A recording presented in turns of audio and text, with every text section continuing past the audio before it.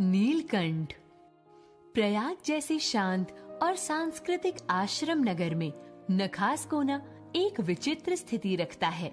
वस्तुतः वह स्थान जहाँ खरगोश, कबूतर, मोर, चकोर आदि जीव जंतु पिंजड़े में रहते हैं। अस्पताल के सामने की पटरी पर कई छोटे छोटे घर और बरामदे हैं, जिनमें ये जीव जंतु तथा उनके व्यापारी दोनों निवास करते हैं। एक दिन मैं अतिथि को स्टेशन पहुंचाकर लौट रही थी कि चिड़ियों और खरगोशों की दुकान का ध्यान आ गया और मैंने ड्राइवर को उस ओर चलने का आदेश दिया। बड़े मियाँ चिड़िया वाले की दुकान के निकट पहुंचते ही उन्होंने सड़क पर आकर ड्राइवर को रुकने का संकेत दिया।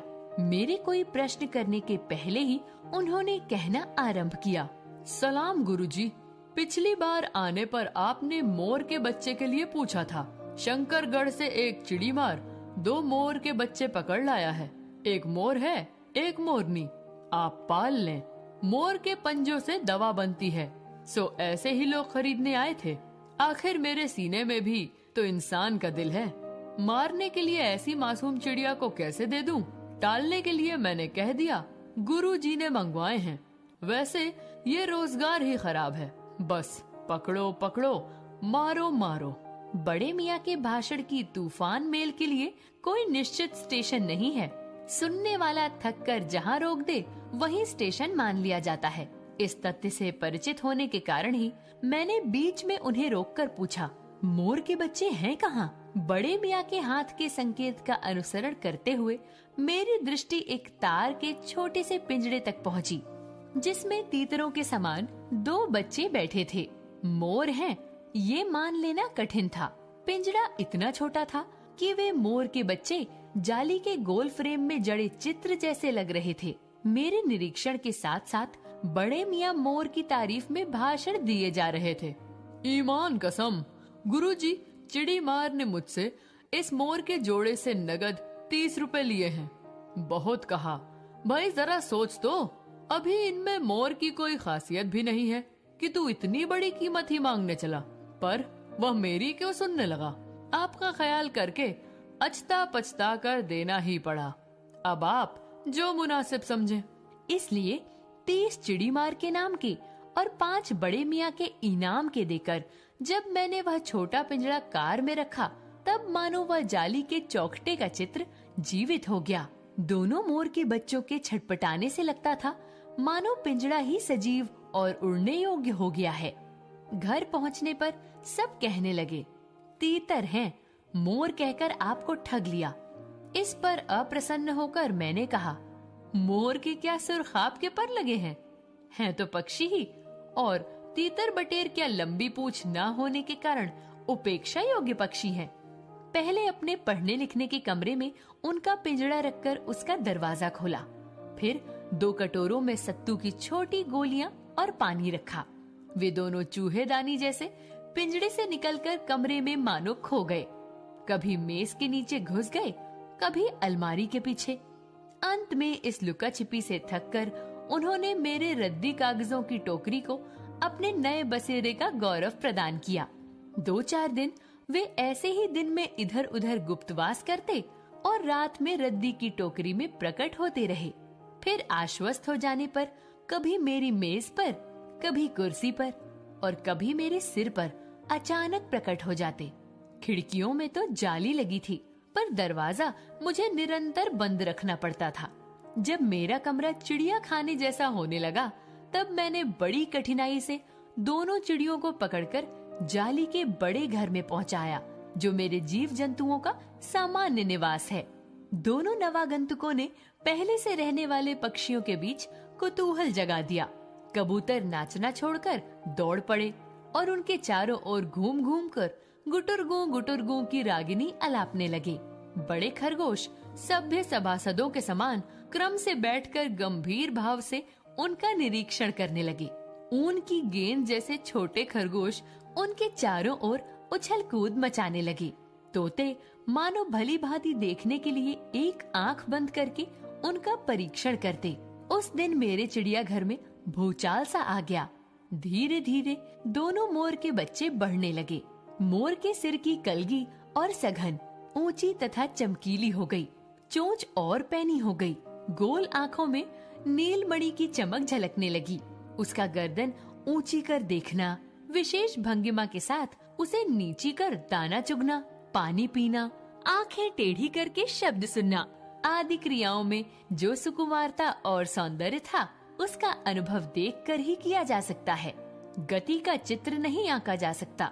मोरनी का विकास मोर के समान चमत्कारिक तो नहीं हुआ, परंतु अपनी लंबी धूप छाही गर्दन, हवा में चंचल कलगी, श्याम श्वेत रंग वाले पंख, मंथर गति आदि से वह भी मोर की उपयुक्त साथी होने का प्रमाण देने लगी। नीलाभ ग्रीवा के कारण मोर का नाम रखा गया नीलकंठ और उसकी छाया के समान रहने के कारण मोरनी का नामकरण हुआ राधा। मुझे स्वयं ज्ञात नहीं कि कब नीलकंठ ने अपने आप को चिड़ियाघर के निवासी जीव जंतुओं का सेनापति और संरक्षक नियुक्त कर लिया। सवेरे ही वह सब खरगोश, कबूतर आदि की सेना एकत्र कर उस ओर ले जाता जहां दाना दिया जाता है और घूम घूम कर मानो सबकी रखवाली करता रहता। किसी ने कुछ गड़बड़ की नहीं और वह अपने तीखे चचु प्रहार से उसे दंड देने दौड़ा। खरगोश के छोटे और शरीफ बच्चों को वह चोंच से उनके कान पकड़कर ऊपर उठा लेता था और जब तक वे चिल्लाने न लगते उन्हें अधर में लटकाए रखता। कभी कभी उसकी पैनी चोंच से खरगोश के बच्चों का कर्णवेद संस्कार हो जाता था, पर वे फिर कभी उसे क्रोधित होने का अवसर न देते थे। सजा के समान ही उन जीव जंतुओं के प्रति उसका प्रेम भी असाधारण था। प्रायः वह मिट्टी में पंख फैलाकर बैठ जाता और वे सब उसकी लंबी पूंछ और सघन पंखों में छुआ छुआवल सा खेलते रहते थे। एक दिन उसके अटूट स्नेह का हमें ऐसा प्रमाण मिला कि हम विस्मित हो गए।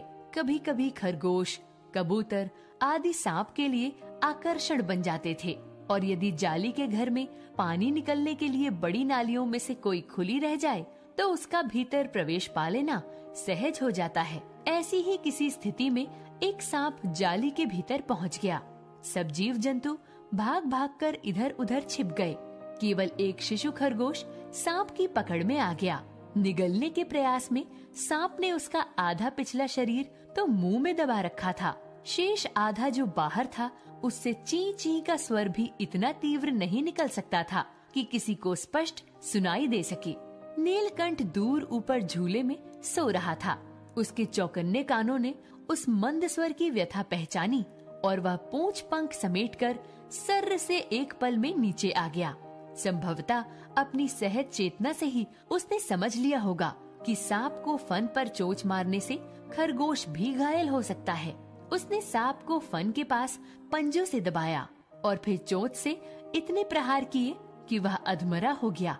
पकड़ ढीली पड़ते ही खरगोश का बच्चा मुंह से निकल तो आया, परंतु अधमरा सा वहीं पड़ा रहा। राधा ने सहायता देने की आवश्यकता नहीं समझी, परंतु अपनी मंद केका से किसी असामान्य घटना की सूचना सब ओर फैला कर दी। माली पहुंचा, फिर हम सब पहुँचे। नीलकंठ जब सांप के 2 खंड कर चुका तब उस शिशु खरगोश के पास गया और रात भर उसे पंखों के नीचे रखे सेवा करता रहा। कार्तिकेय ने अपने युद्ध वाहन के लिए मयूर को क्यों चुना होगा, ये उस पक्षी का रूप और स्वभाव देखकर समझ में आ जाता है। मयूर कला प्रिय वीर पक्षी है, हिंसक मात्र नहीं। इससे उसे बाज, चील आदि की श्रेणी में नहीं रखा जा सकता, जिनका जीवन ही क्रूर कर्म है। मेघों की सांवली छाया में अपने इंद्रधनुष के गुच्छे जैसे पंखों को मंडलाकार बनाकर जब वह नाचता था, उस नृत्य में एक सहजात लय ताल रहता था। राधा नीलकंठ के समान नहीं नाच सकती थी, परंतु उसकी गति में भी एक छंद रहता था। वह नृत्य मग्न नीलकंठ की दाहिनी ओर के पंख को छूती हुई बाईं ओर निकल आती थी और बाएं पंख को स्पर्श कर दाहिनी ओर। इस प्रकार उसकी परिक्रमा में भी एक पूरक ताल का परिचय मिलता था। नीलकंठ ने कैसे समझ लिया कि उसका नृत्य मुझे बहुत भाता है, ये तो नहीं बताया जा सकता, परंतु अचानक एक दिन वह मेरे जाली घर के पास पहुँचते ही अपने झूले से उतरकर नीचे आ गया और पंखों का सतरंगी मंडलाकर छाता तान कर नृत्य की मुद्रा में खड़ा हो गया। तब से ये नृत्य मुद्रा नित्य का क्रम बन गई है। प्रायः मेरे साथ कोई न कोई देशी विदेशी अतिथि भी पहुंच जाता था और नीलकंठ की मुद्रा को अपने प्रति सम्मान प्रदर्शन समझकर प्रसन्न हो उठता था। कई विदेशी महिलाओं ने उसे परफेक्ट जेंटलमैन की उपाधि दे डाली। जिस नुकीली पैनी चोंच से वह भयंकर विषधर को खंड खंड कर सकता था, उससे मेरी हथेली पर रखे हुए भुने चने ऐसी कोमलता से हौले हौले उठाकर खाता था कि हंसी भी आती थी और विस्मय भी होता था। फलों के वृक्षों से अधिक उसे पुष्पित और पल्लवित वृक्ष अच्छे लगते थे। बसंत में जब आम के वृक्ष सुनहली मंजरियों से लद जाते थे, अशोक नए लाल पल्लवों से ढक जाता था, तब जाली घर में वह इतना अस्थिर हो उठता था कि उसे बाहर छोड़ देना पड़ता। पर जब तक राधा को भी मुक्त न किया जाए, वह दरवाजे के बाहर ही उदास खड़ा रहता। नीलकंठ और राधा की सबसे प्रिय ऋतु तो वर्षा ही थी। मेघों के उमड़ आने से पहले ही वे हवा में उसकी सजल आहट पा लेते थे और तब उनकी मंद्र केका की गूंज अनुगूंज तीव्र से तीव्रतर होती जाती। मेघ के गर्जन की ताल पर ही उसके नृत्य का आरंभ होता और फिर मेघ जितना अधिक गरजता, बिजली जितनी अधिक चमकती, बूंदों की रिमझिमाहट जितनी तीव्र होती जाती, नीलकंठ के नृत्य का वेग उतना ही अधिक बढ़ता जाता और उसकी केका का स्वर उतना ही मंद्र से मंद्रतर होता जाता। वर्षा के थम जाने पर वह दाहिने पंजे पर दाहिना पंख और बाएं पर बायां पंख फैलाकर सुखाता। कभी कभी वे दोनों एक दूसरे के पंखों से टपकने वाली बूंदों को चोंच से पी पी कर पंखों का गीलापन दूर करते रहते। इन आनंद के क्षणों में एक करुण घटना घटित हो गई।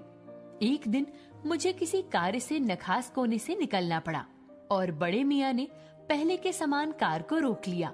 बड़े मियाँ की भाषण मेल फिर दौड़ने लगी। देखिए गुरुजी, निर्दयी चिड़ी मार ने बेचारी मोरनी का क्या हाल किया है। ऐसी कभी चिड़िया पकड़ी जाती है? आप न आई होती तो मैं उसके सिर पर इसे पटक देता, पर आपसे भी ये अधमरी मोरनी ले जाने को कैसे कहूँ। सारांश ये है कि 7 रुपए देकर मैं उसे अगली सीट पर रखवाकर घर ले आई और एक बार फिर मेरे पढ़ने लिखने का कमरा अस्पताल बना। उसके चोटिल पंजों की मरहम पट्टी और देखभाल करने पर वह महीने भर में अच्छी हो गई। उंगलियां वैसी ही टेढ़ी मेढ़ी रहीं, परंतु वह ठूंठ जैसे पंजों पर डगमगाती हुई चलने लगी। तब उसे जाली घर में पहुंचाया गया और नाम रखा गया कुब्जा। नाम के अनुरूप वह स्वभाव से भी कुब्जा ही प्रमाणित हुई। अब तक नीलकंठ और राधा साथ रहते थे।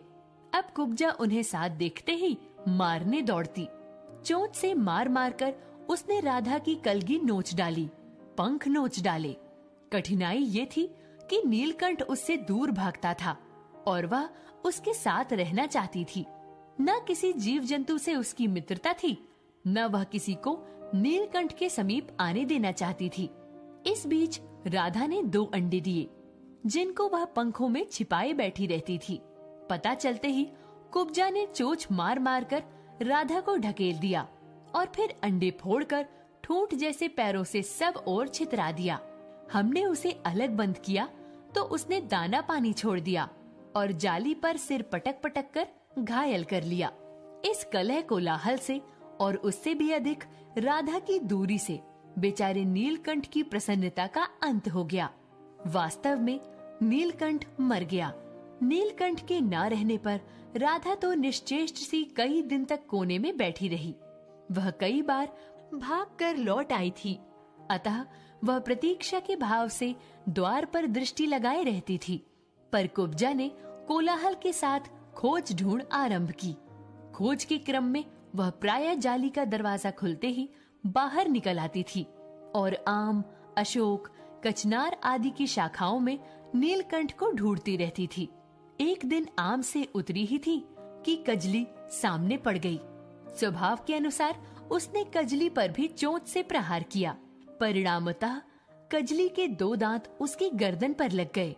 इस बार उसका कलह कोलाहल और द्वेष प्रेम भरा जीवन बचाया न जा सका।